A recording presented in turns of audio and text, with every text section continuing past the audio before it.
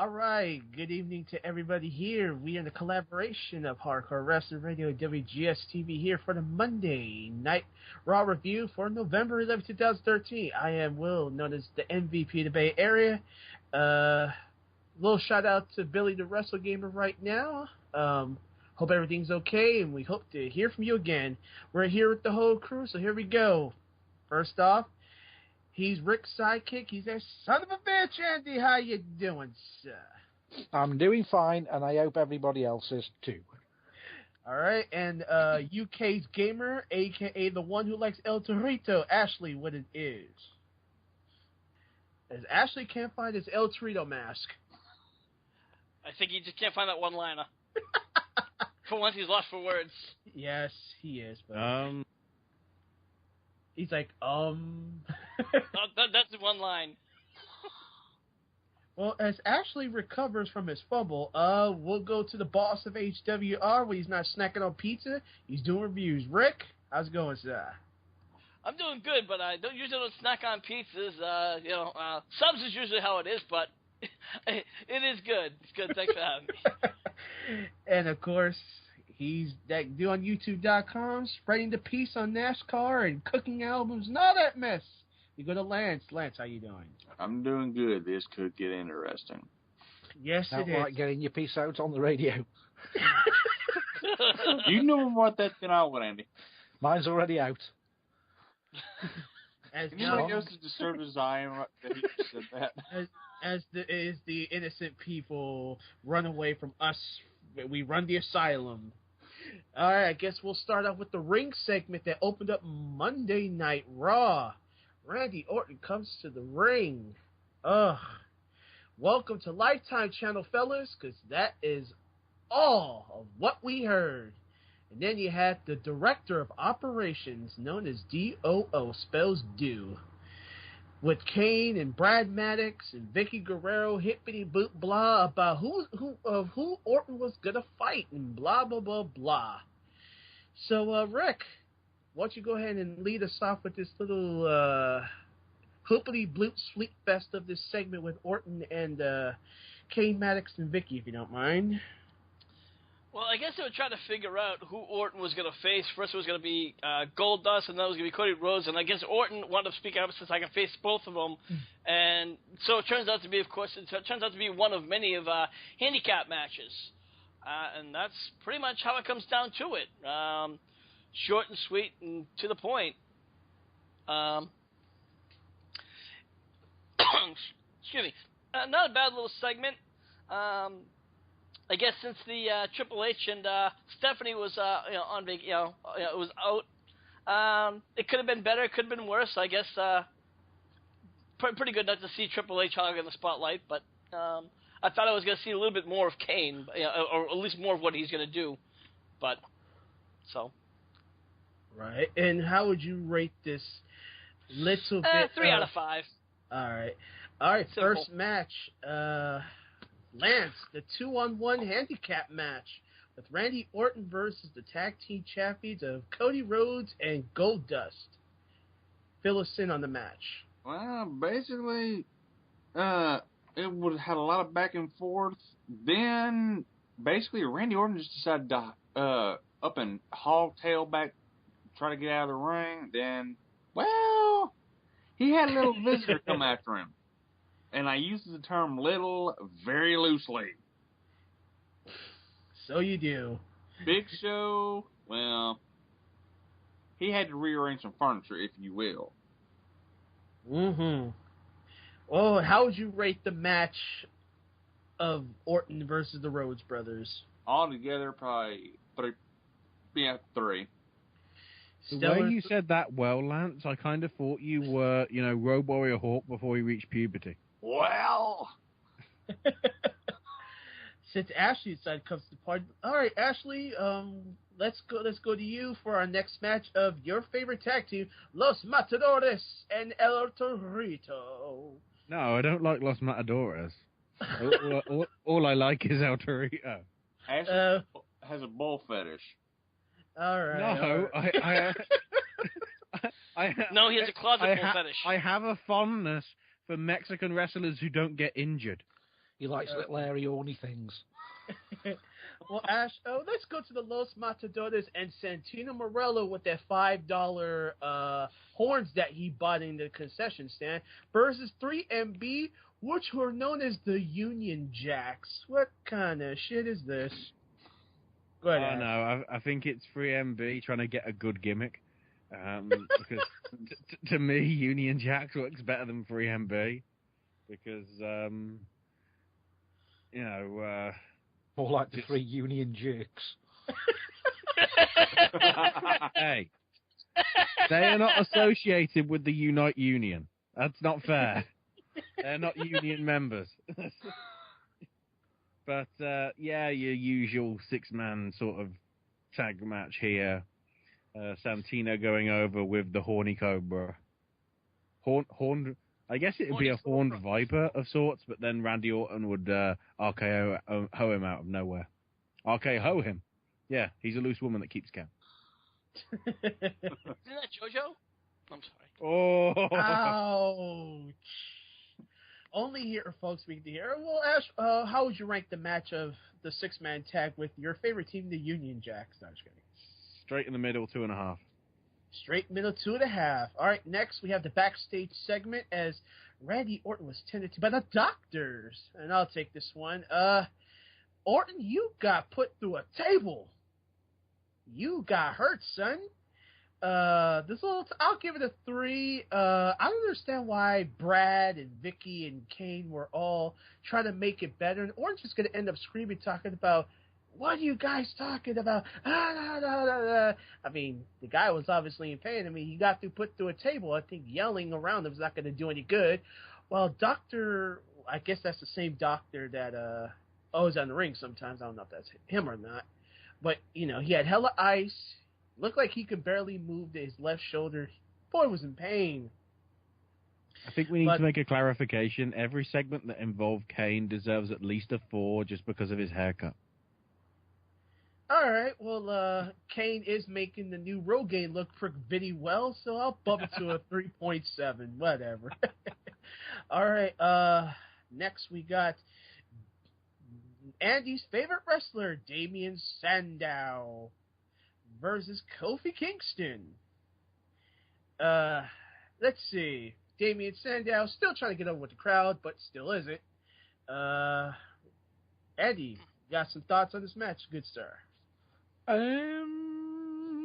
Apart from Kofi King, I don't know what they're doing with Kofi Kingston these days, but they just seem to be jobbing him, which is a shame because he's got a good talent. But he just seems to be jobbing. I don't know whether he's upset somebody or what's going on, but it's a shame that he has to job out to idiots. Because he's not banging JoJo. Or John Cena. Or both. That would be a big news announcement. I'd pay to see that match. Darren Young. Would that be under the PG rating? Man. Well, obviously, we know that Sandow beat Kofi Kingston with his new move called You're Welcome, as not awfully a greeting that would hurt. But, Andy, if you watched the match, how would you rate this one? I'd give it a 3. 3 for effort. 3 for effort. That's good. For effort. 3 for effort. Ain't no wrong with effort. At least he tried.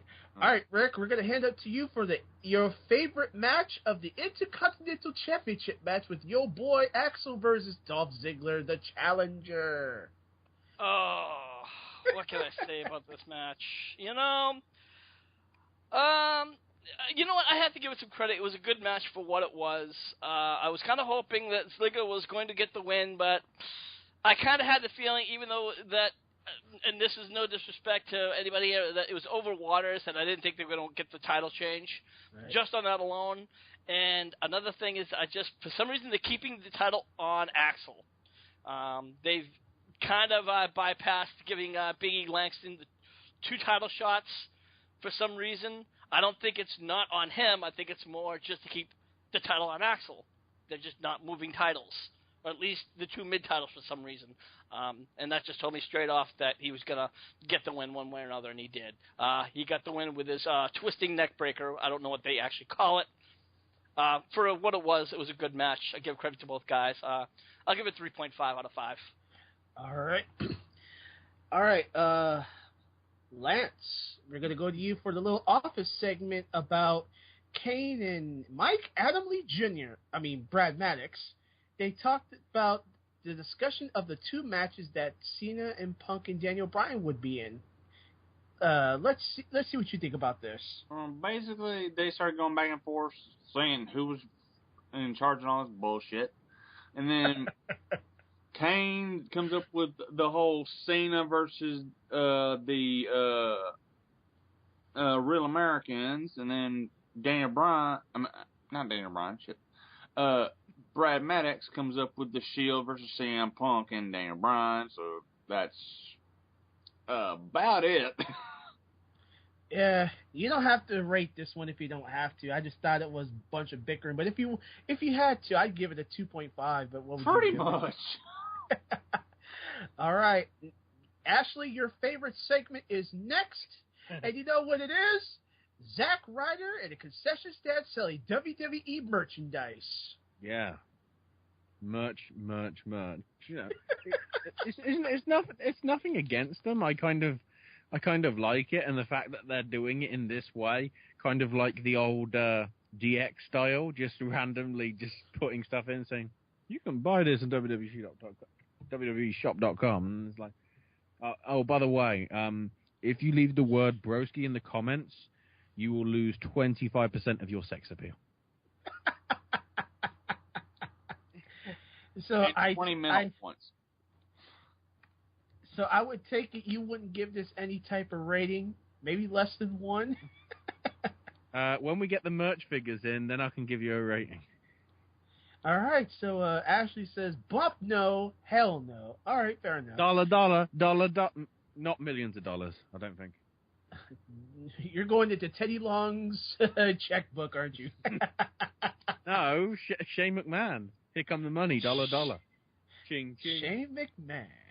All right, next we have the Divas match. And too bad my tag team partner, James for the Big Easy's not here because he had a little thing to tend to. So, aw. Yep, I had a little thing to attend to, so I didn't watch it. Aw. Ladies and gentlemen, Hi, everybody. He was back in the McDonald's. He missed out on a good Divas match. So, too bad. Well, Andy, I guess you're up, sir. The Nikki Bella Tamina Snuka match. What did you think? It's always a pleasure to watch Nikki Bella. No matter what she does, she could just stand there for me, and I'd be interested. I don't care if she's got any wrestling ability or not. Who really cares when you look like that? Yeah, but remember, Andy, you can look, but you can't touch. My only problem is I wish the WWE would let the Divas matches last longer than 5 minutes, because by the time I've walked from my kitchen and got myself something to squirt into, the match is finished.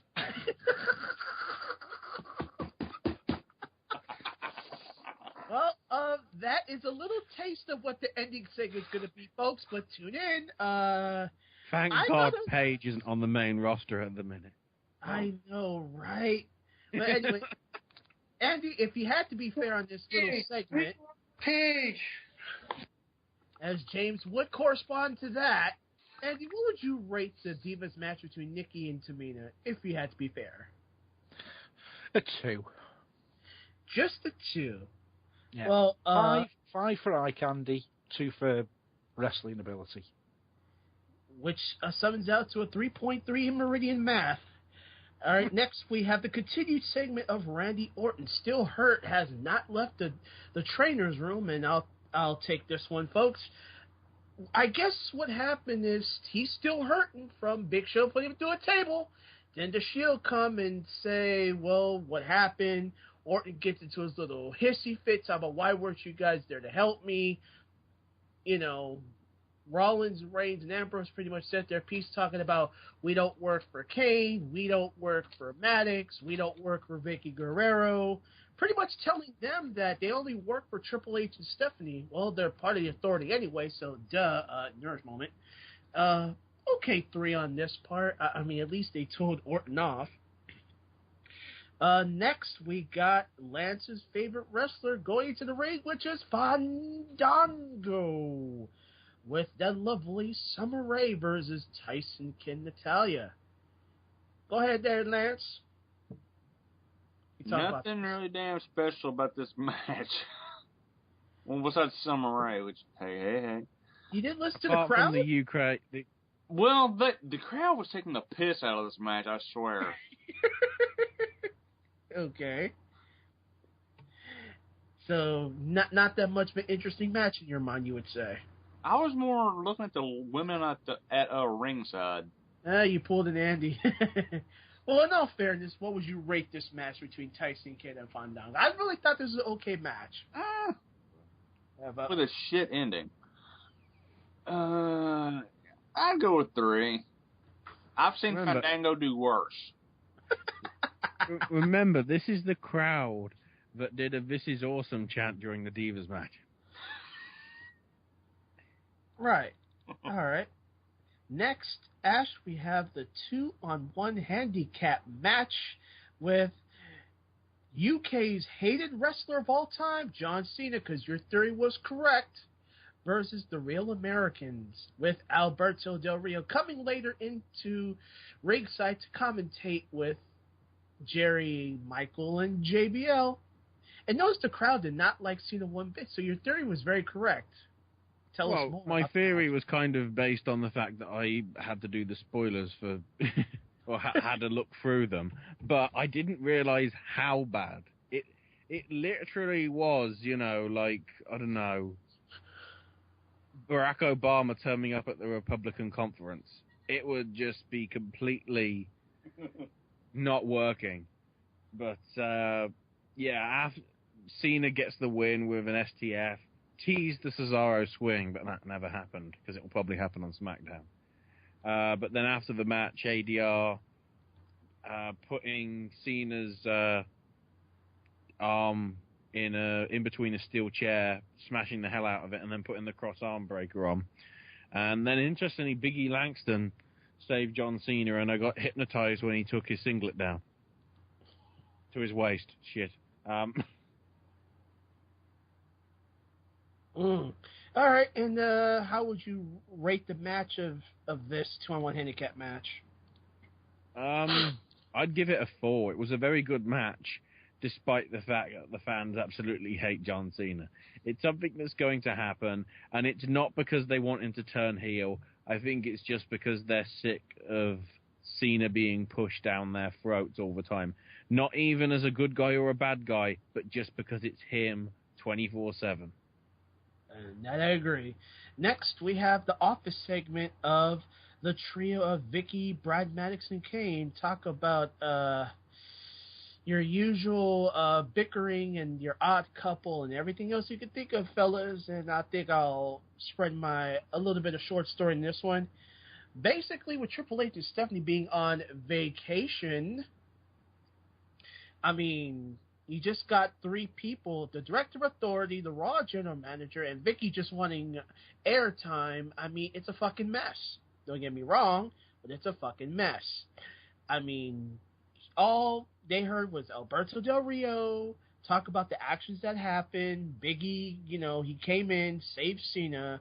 He wanted a match with him, and, do pray tell, he gets his match with Biggie later on in the show. Since Kane does support Rogaine, I will give this one a 4, because anything with Kane will put the hair on your head. Also, I've heard rumors that Triple H apparently is with Stephanie in Borneo, because I keep hearing these things about he's always in the gorilla position. Welcome back, Rick. Next match I have for you, good sir, Go ahead. Sorry. I think this match put me to sleep, basically. But what are your thoughts about the Ryback R-Truth match? Well, before we get onto that, I just have to say, whatever Kane's putting on his head to get his hair back, I want to know, because I've got no hair on my head and I want my fucking hair back. Ask him on Twitter. I'm going to have to do that. Anyway, moving on. Yeah, this match did put me to sleep, too. It was Ryback versus R-Truth, and it's kind of funny. Ryback was kind of dominating the match. We figured this was just going to be, another squash match, but all of a sudden, what happens? Ryback goes for his meat hook clothesline. All of a sudden, he eats a turnbuckle, and then Truth rolls him up, gets the 1, 2, 3, and I'm like, what the hell did we just see? I mean, I guess it's not too surprising considering that Ryback's kind of gone on a downward spiral as of late, and then I guess that means that R-Truth has been kind of on a win. I guess not really a win streak, but I guess that's what happens when you go to WWEshop.com. Guess Ryback will be heading in there pretty soon. Didn't we see that match in 2004 on TNA back in the day? Not sure, but I can't give this match too high of a score of a match. I give it 2.5, and again for effort, quality rate, couldn't even give it that. Right. All right. Next we have Big E's match with Alberto Del Rio, since Del Rio wants to cry like a little baby. Since Andy's over there eating a piece of candy. Andy, why don't you fill us in on this match with Alberto Del Rio versus Big E Langston? Just emptied my mouth. I'm not really a fan of either of them, but I don't know whether it's just me. I prefer Alberto as a face than a heel. Right. Now, I know it's got nothing at all to do with the match, but I just prefer to see Alberto Del Rio. I just think he performs better as a face. I don't know if other people listening agree or disagree, but enjoyed the match. Give it 3 out of 5. But go ahead. I don't know. I just wish he would stick to the face persona, to be perfectly honest. Yeah, I thought this was an okay match, but it's a shame that they aren't doing they didn't do the Kmart adverts when R-Truth was doing the WWE shop stuff. Because then you could have had literally a showdown between Kmart and K-Quick. Right. Tumbleweed. After the joke gets over MVP's head, I get the joke, ha ha ha. Yeah. Okay. No, my earphones were acting up, so I didn't hear that. Anyway, Will's getting rowdy. It's okay, I didn't get it either, and I heard the joke, so the pun was way over me. All right. Next, we have the ring segment of the return of everybody's favorite mouth of the WWE, Paul Heyman. Go ahead, Lance. What was Heyman talking about in his rant? Well, Mr. Twinkie Tits, basically came out with Axel, started talking down Ryback, and then we hear the opening of Rich Cult of Personality. And then Heyman started shaking like a chihuahua. And then, the fun began. Because basically, he started rolling around the ring 2 or 3 times in that wheelchair, then proceeded to beat the hell out of Paul Heyman's back brace. And that's about it for this segment. All right, and how would you rate this one? Well, 3.5. 2 points on that. 1, Paul Heyman complaining about the NHS. Paul, how much did you pay at the NHS? Nothing. Consider yourself lucky. And 2, are they trying to make us forget that last week he was supposed to be in Israel with all the top doctors? Since Ashley was very content to speak, Ash, you have the last match, which is the 3-on-2 handicap match with CM Punk and Daniel Bryan versus The Shield. It was a pretty good match. Yes, very good match.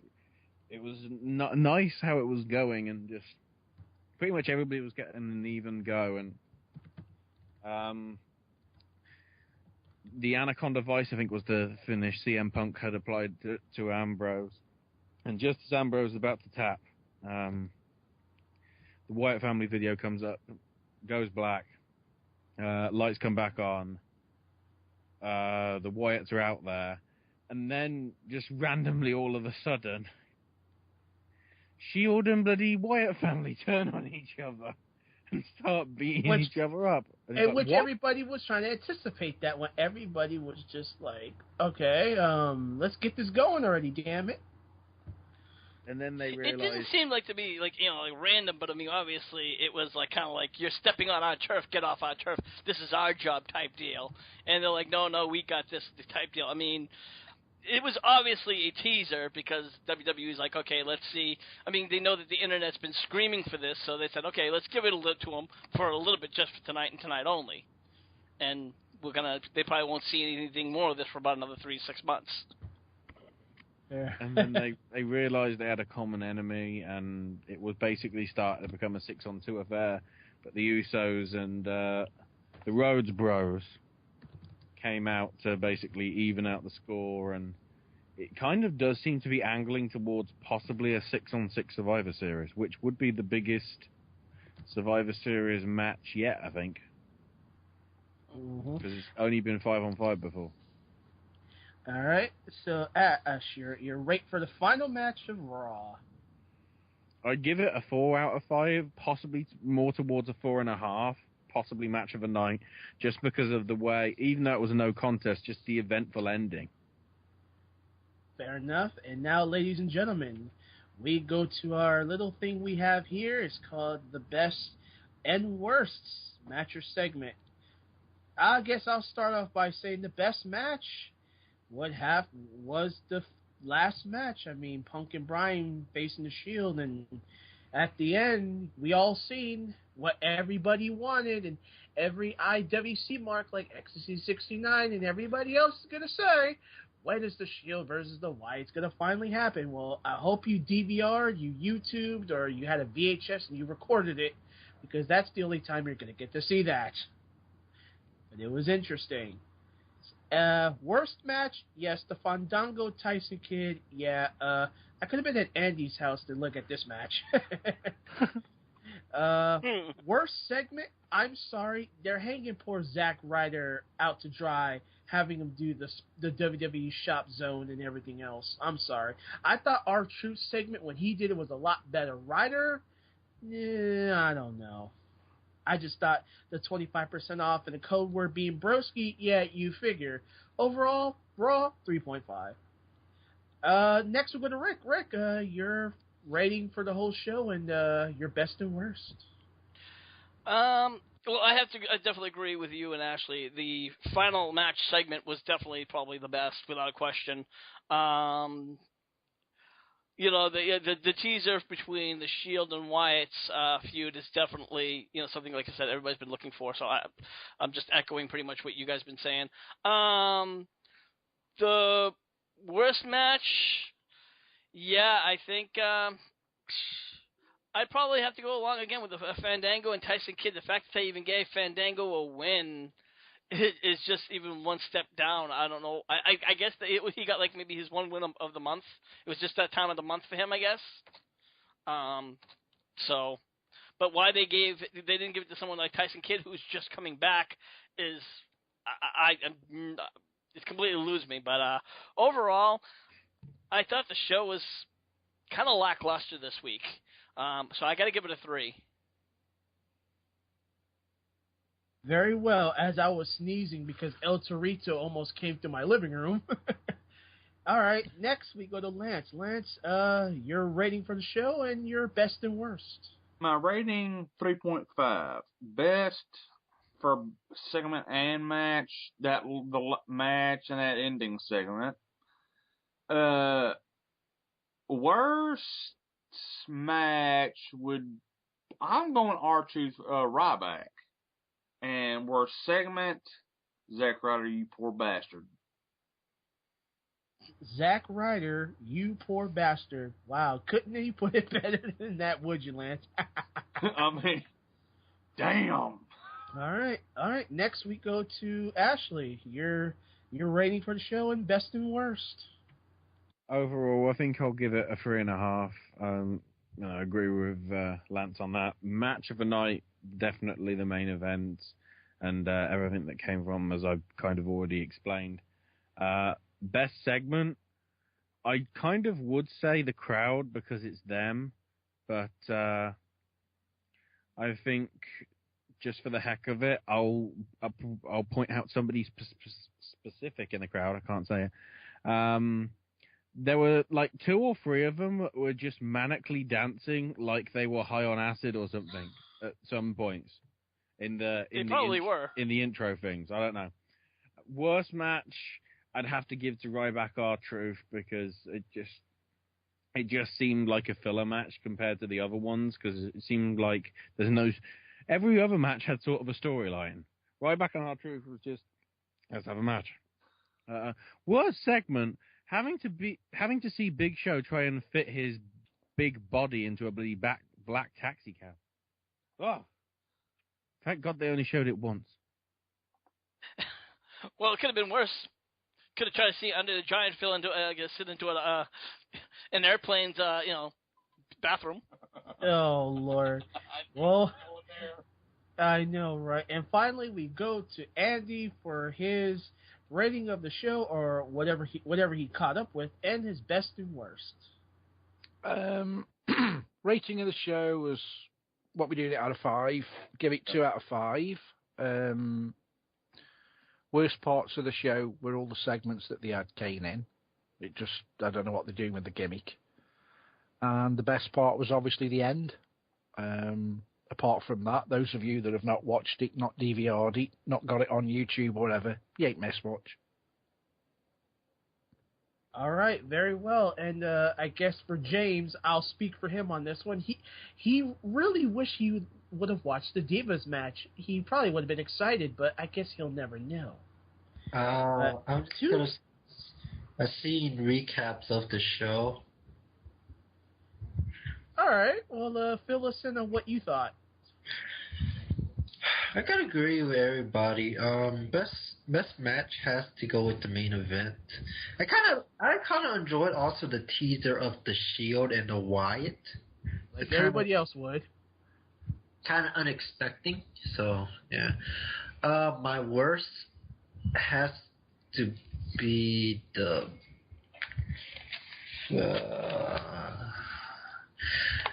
It's really hard to choose that one, but I'm gonna go with the poor R-Truth Ryback match. Why? Why we have this match? That's what I thought to myself too. The Divas match wasn't that great. But according to Andy, just 5 minutes, if you look at them, he's entertained. He's entertained. Yes. It's just lackluster. To me, it's just lackluster. Yeah. All right. I'd like to make a change. My worst segment was the last segment of the show. Oh, sorry, that was Total Divas. My bad. Oh, that was after went off the air. Damn. And Billy would have probably agreed with you. All right, and now, ladies and gentlemen, for the second time here on Hardcore Wrestling Radio, we're gonna do Andy's Shooting the Shit. Andy, go ahead. Take it away. Well, the first thing I've got to say is I've heard on the news that quite a few various different places are experiencing their first flakes of snow. So I'll give you a little words of wisdom from my long-lost father, who always used to say to me, no matter how desperate you get, don't eat yellow snow. That's one thing. It's got nothing at all to do with wrestling, but my tip is, don't eat yellow snow. And my main gripe for the week, or for the month or the year, is what the hell is going on with TNA. Can somebody please explain to me what the hell is going on with TNA? Now, I'm not going to fall. I'm not going to fall on the bandwagon with everybody else and say, "Oh my God, TNA are going down the toilet. They've got no money. The game broke. The game bust. They're getting rid of all their staff. Blah de blah de blah." It's only a big deal because we're talking about TNA. WWE do it behind closed doors 365 days of the year. Do we make a big deal about that? Is Vince McMahon going broke? So why the big deal about TNA? So they've got rid of a few stars that weren't actually being on TV for God knows how long. Other stars have come out of contract and probably decided they don't want work for a hillbilly bitch like Dixie Carter. I don't know. Maybe people like Mickie James, who's recently left, and a couple of others. They're the wrong side of 30, and I think they want to close down their career in the Hall of Fame. So they're going to go back to the WWE for the last few years because, unfortunate lover or hater, Mickie James ain't got long in the wrestling business. To me, she seems to be finding it difficult to keep her weight down.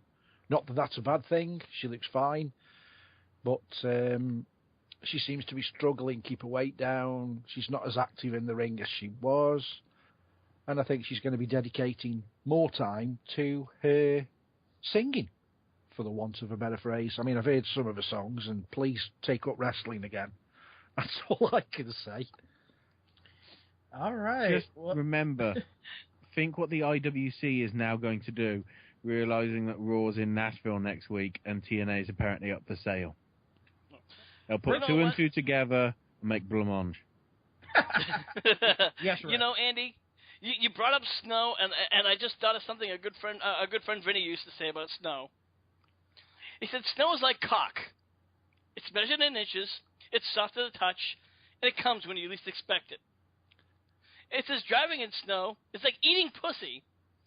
If you don't slow down and pay attention, then you might slide in that asshole that's right in front of you. Yeah, and you've always got to make sure your tyres are okay, because you never want to slide in way past the axle up to the tyres. There's nothing worse than banging your tyres on those lips. Yep.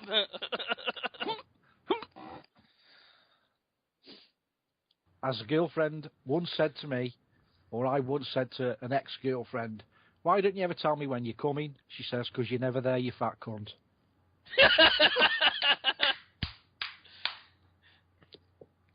All right. With that said, this is the closing segment of our review for Monday Night Raw. Rick, where can people find you? Of course, they can always find me at my Facebook page. That's Hardcore as I get my tongue out of my mouth. They can always find me at my Facebook page. That's facebook.com/Hardcore Wrestling Radio. And now we are over at our YouTube page. That's youtube.com/HWR Show. I wouldn't take your tongue out your mouth because you might need it in future days. All right. Especially when I'm with a lady. Ashley, what you got coming up over there? I've got stuff, and yeah, here's proof. Yeah, last segment of the stuff. So this is the total divas of this review. I guess that's pretty solid to the point.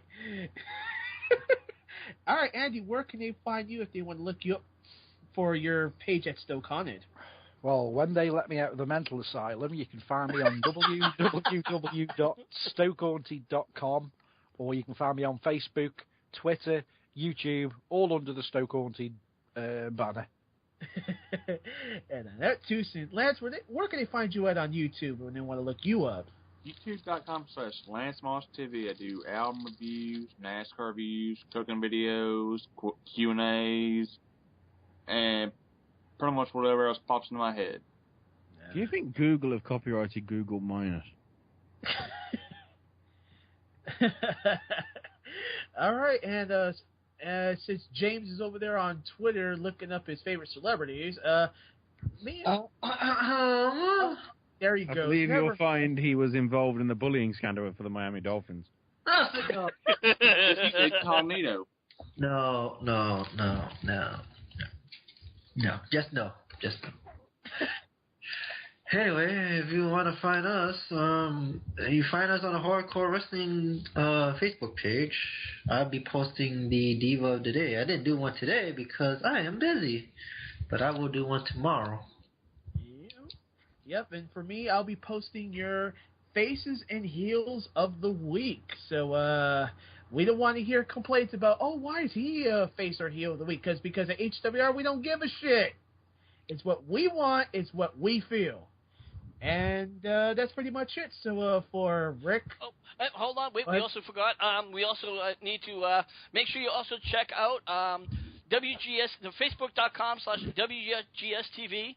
And also check out the WrestleGamer's Facebook page.